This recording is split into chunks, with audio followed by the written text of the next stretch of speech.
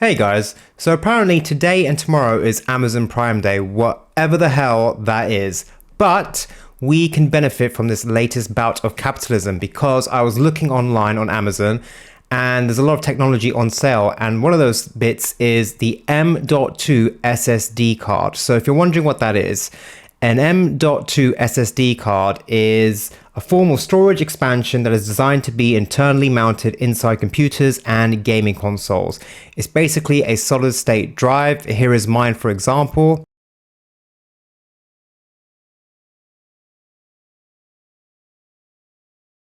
So you physically install it inside your PS5 and then it gives you loads of extra storage. It comes in the sizes of 1 terabyte, 2 terabytes, and 4 terabytes. If you're getting this, I would highly recommend to get a minimum of 2 terabytes. I myself got 2, and to be honest, I kind of wish I got 4, but it is very expensive. Once you've installed the M.2 SSD into your PS5, it will appear alongside your other storage, and then you can set your PS5 so it automatically downloads games straight to the M.2, so you never need to worry about running out of space for your downloads. You can play games straight off the M.2 and you will not notice any difference. I play 95% of my games on the M.2. There's only one massive game I've got on my console storage, which I just leave there. And now I'm going to show you how to install the M.2 SSD physically into your PS5.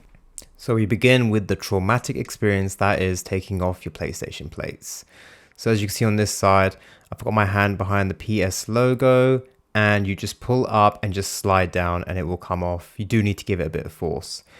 Turn the PS5 over and then note where the disk drive is, or the off and on button if you have the digital edition. I go for the opposite corner, as you can see.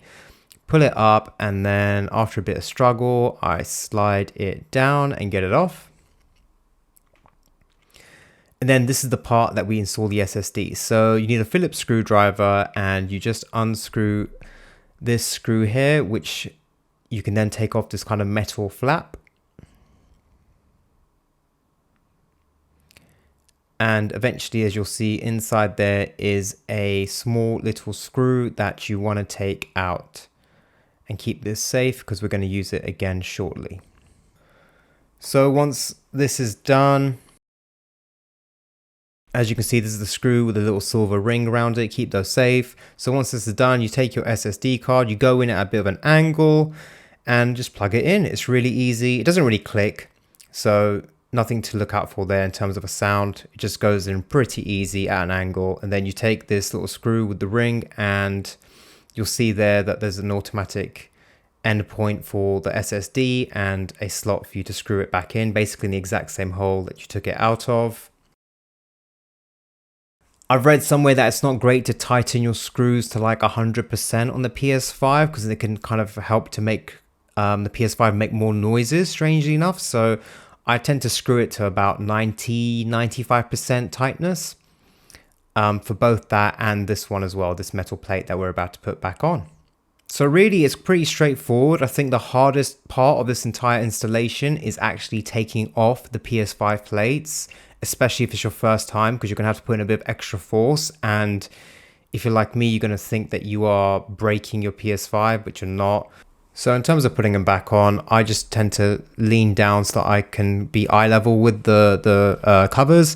And I try to get the two bottom pins aligned and into their hole that they're going to click into. And then I kind of just, crack on and just slide it up. And after a bit of fudging around, it does eventually click in. I just give my PS5 a little wipe down.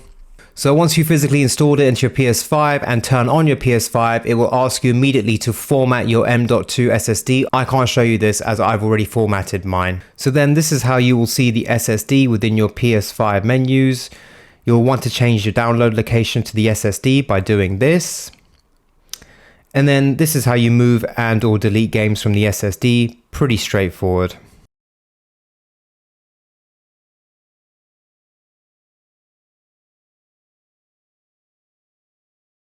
And this is how you can access the M.2 SSD storage on your PS app on your smartphone. Lastly, in the description below, I have included an Amazon link to a search for M.2 SSD drives with heatsink. The one thing I didn't mention is you want to get a SSD that comes with a heatsink already installed.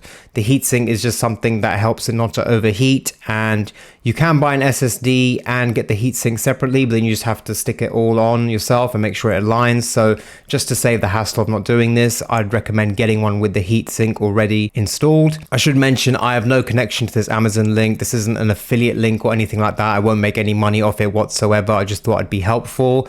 So yeah, there's some pretty good deals down there, and it's a good opportunity to get one and save some money. I would highly recommend it because it will put an end to the days of connecting hard drives to your PlayStation 5 and moving games back and forth, etc.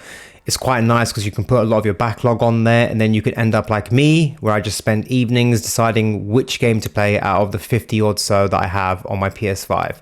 I hope you enjoyed. I hope you found it helpful. Please hit the like button if you did. Thank you for watching.